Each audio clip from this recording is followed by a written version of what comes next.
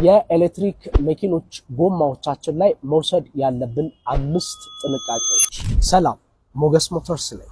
አንደኛ ታየር ፕሬሸር፣ የጎማችንን የንፋስ ልኬት ትክክለኛው ማነስም የለበትም፣ በጣም እላፊ መወጠርም የለበትም። ይህንን ቼክ ማድረግ ጥቅሙ የመኪናውን ጠቅላላ ክብደት ከመሸከም ጋራ ያልተለመደ መበላት አሊያም ደግሞ ያልተለመዱ አዳዲስ ሁኔታዎች ካሉ ለመለየትና ለማወቅ ሁልጊዜ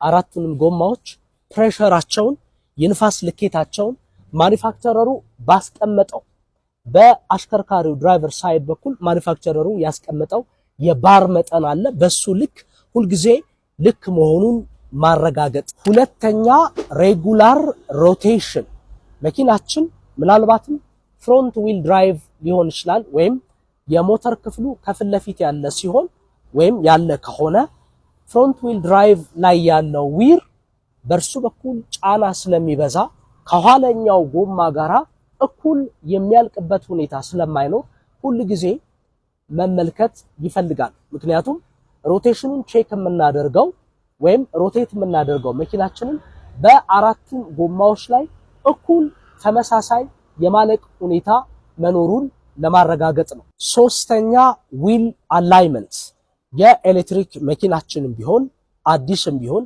በተለያየ ምክንያት ዊል አላይመንቱ በሁለቱ ጎማዎች ከኋለኛው ጎማ ጋራ ምናልባትም ሁለቱ ጎማዎች በካምበር አንዱ ወደፊት ቀደም ሌላኛው ወደኋላ ጎተት የሚሉበት ሁኔታ ካለ ስታሽከረክሩ መሪያችሁን ወደ አንድ ጎን የሚጎተታችሁ ከሆነ አሊያም ፈጠን ብላችሁ ፍሬን ስትይዙ አቅጣጫውን ስቶ እጃችሁን መሪያችሁ ላይ የሚታገላችሁ ከሆነ ዊል አላይመንቱ እኩል ማኒፋክቸረሩ ባስቀመጠው ስታንዳርድ መሆን ይኖርበታል።